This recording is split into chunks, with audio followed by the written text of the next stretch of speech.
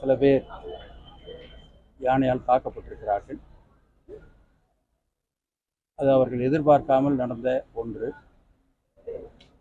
அதில் பாஸ்கர் என்ற ஒருவர் அந்த யானை தண்ணீர் குடித்து விட்டு திரும்புகிற பொழுது அவருக்கு அந்த யானை வருவது தெரியவில்லை. அவர் சொன்னது எங்கள் இடத்துல. அப்பொழுது அந்த இடத்துல போய் அவர் போன பொழுது அது தாக்கிவிட்டது. இப்பொழுது காலில் ரெண்டுலேயும் அடிபட்டுருக்கு. அதுக்கு உண்டான சிகிச்சை, மிகுந்த சிறப்பான சிகிச்சையை மருத்துவமனையில் கொடுத்திருக்கிறார்கள்.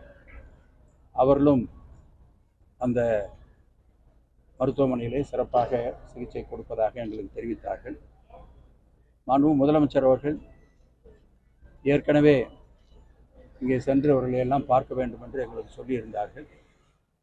வால்பாறையிலே சில பிரச்சனைகள் ஏற்பட்ட காரணத்தால் நாங்கள் அங்கே சென்று வந்த பொழுது நேரம் இல்லாத காரணத்தால் இன்றைக்கு வர வேண்டிய சூழ்நிலை. எனவே அவரை பார்த்து நாங்கள் ஆறுதல் சொல்லி மருத்துவர்களும் மிக விரைவாக அவர் நலமடைவதற்கு ஏற்பாட்டை செய்திருக்கிறோம் என்று சொல்லியிருக்கிறார்கள். ஒருவர் இந்த தாக்குதலில் இறந்திருக்கிறார். அவரையும் அவருடைய குடும்பத்தாரையும் இன்றைக்கு நாங்கள் சந்திக்க இருக்கிறோம்.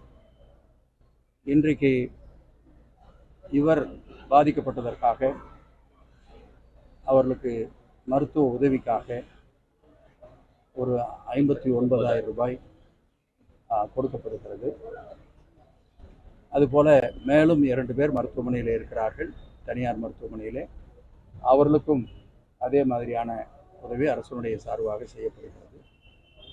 மரணமடைந்த குடும்பத்திற்கு ஒரு 10 லட்சம் ரூபாய் அவர்களுக்கு நிவாரணமாக வழங்குவதற்கு ஏற்பாடு செய்து மாண்புமிகு முதலமைச்சர் அவர்கள் அதை நேரடியாக கொண்டு போய் கொடுக்க வேண்டும் என்று எங்களுக்கு சொல்லியிருக்கிறார்கள்.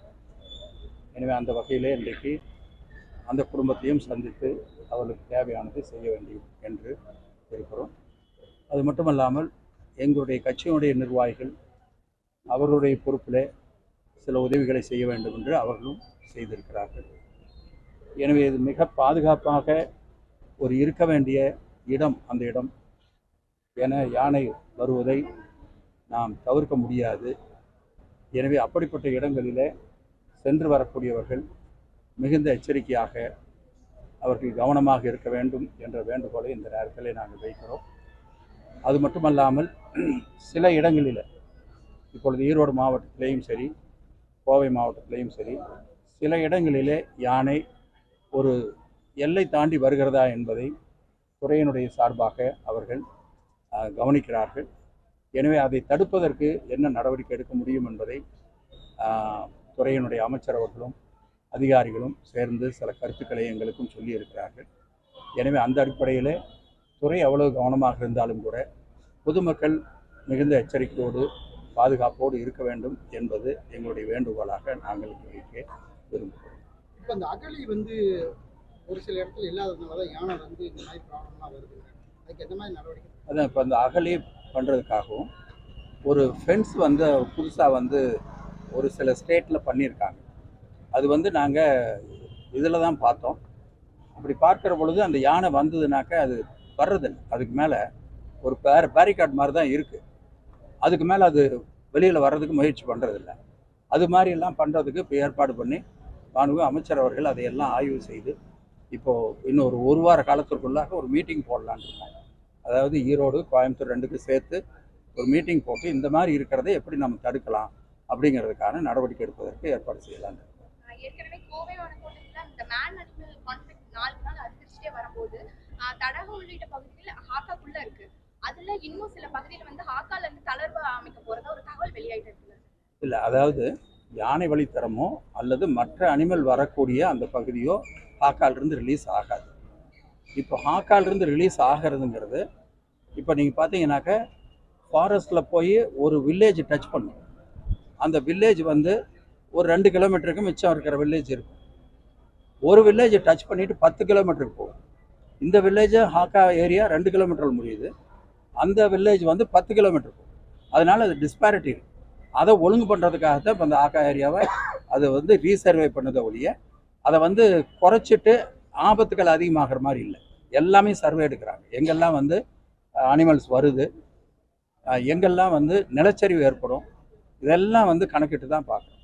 இப்போ கூட கேரளாவில் ஏற்பட்ட அந்த நிலச்சரிவு இன்னொரு 10 நாள் அங்கே ஒரு நார்மல் சுச்சுவேஷன் வந்த பின்னாடி நம்முடைய அதிகாரிகள் ஒரு டெக்னிக்கல் டீம் போய் அங்கே வந்து சர்வே பண்ணியிருக்காங்க. எப்படி இந்த நிலச்சரிவு ஏற்பட்டது, என்ன அது மாதிரியான இடம் நாம் இங்கே இருக்கிறத ஐடென்டிஃபை பண்ணி அவங்களுக்கு என்ன பாதுகாப்பு கொடுக்கணும், இது எல்லாமே வந்து நம்ம செய்ய இருக்கோம். அதனால் இந்த ஹாக்கா ஏரியாங்கிறது இப்பொழுது தேவையில்லாத இடத்துல இருப்பதை எடுப்பதற்காக, அதை ஒழுங்கு செய்வதற்காகத்தான். இன்னும் தேவையான இடம் எந்த இடமோ அந்த இடத்தை அதில் கொண்டு வருவதற்கும் ஏற்பாடு செய்யும். அதே போல நரசிவரம், தொண்டாமுத்தூர், தடாகம் உள்ளிட்ட பல்வேறு பகுதிகளில் இந்த யானைகள் வந்து இந்த பயிர்களை நாசம் பண்ணுறது, விவசாயிகளுக்கு வந்து உரிய பலன் கிடைக்கிறது இல்லைன்னு சொல்லி பல தடவை மனு கொடுத்துருக்காங்க. இல்லை, அந்த மாதிரி வந்து அந்த மாதிரி ஒரு பாதிப்பு ஏற்பட்டிருந்ததுன்னா அது கொடுத்தாங்கன்னா அதுக்கு உண்டான நியாயமான நஷ்டீடு கொடுப்பதற்கான நடவடிக்கை எடுத்துக்கிட்டு இருக்காங்க. கலெக்டர் அதை பண்ணிகிட்டு இருக்காரு. அப்படி ஏதாச்சும் இருந்ததுன்னா அது மேலே நடவடிக்கை எடுக்க சொல்லலாம். இப்போ அந்த எல்லையை மீறி நாம் அதனுடைய எல்லைக்குள்ளே போகிறது நம்ம தப்பு. அதனுடைய எல்லையை மீறி அது வராமல் இருப்பதற்கு என்னென்ன பாதுகாப்பு வசதிகளை செய்ய முடியுமோ அதைத்தான் இப்பொழுது துறையினுடைய சார்பாக ஃபாரஸ்ட் டிபார்ட்மெண்ட்டில் அவங்க வந்து ஆய்வு பண்ணி அது செய்கிறதுக்காங்க. ஃபாரஸ்ட் டிபார்ட்மெண்ட் மினிஸ்டரும் அது மேலே ஒரு நடவடிக்கை எடுக்கிறதுக்கு ஏற்படுத்தும். அதே போல் வயநாட்டில் டிசாஸ்டரில் வந்து நிறைய பேர் இறந்துருக்காங்க. கோவிலில் மழைநீர் வராமல் தேங்குறதுக்காக நம்ம ஏதாவது ஆலோசனை கூட்டம் கண்காணிக்கப்பட்டிருக்காங்க.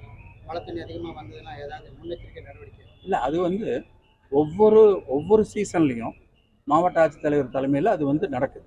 அது ஒழுங்கு பண்ணுறாங்க. இப்படி இந்த மாதிரி பக்கத்து ஸ்டேட்டில் அல்லது பக்கத்து மாவட்டங்களில் ஏற்படுகிற ஆபத்து நமக்கு ஒரு லெசனாக எடுத்துக்கிட்டு நம்ம அதை பண்ணுறோம். இப்போ நம்ம போய் அங்கேயே கூட இந்த லேண்ட்ஸ்லைடு எப்படி நடந்தது, அந்த பில்டிங்கே லேண்ட்ஸ்லைடாக இருக்கா அல்லது மேலேருந்து வந்து பில்டிங் மேலே விழுந்திருக்கா, இந்த மாதிரி பல விதமாக சொல்கிறாங்க.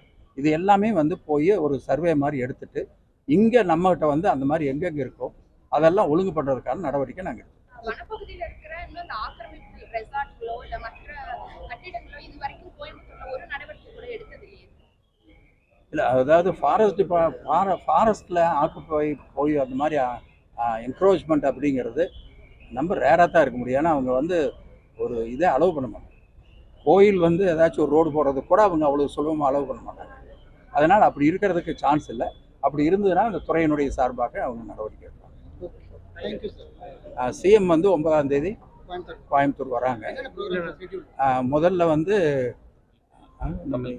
தமிழ் புதவன் வந்து இதில் அரசு கலைக்கல்லூரியில், அதற்கு அடுத்து வந்து உக்கடத்தில் அந்த பிரிட்ஜ் ஓப்பன் பண்ணி வைக்கிறாங்க. அதுக்கு பின்னாடி வந்து நம்ம அந்த இடம் வந்து கனியூரில் தலைவர் கலைஞர், முத்தமிழறிஞர் கலைஞருடைய சிலை திறப்பு. இந்த 3 நிகழ்ச்சி அன்னைக்கு காலையிலேருந்து மத்தியானத்துக்குள்ளே அது முடியும். Okay, thank you.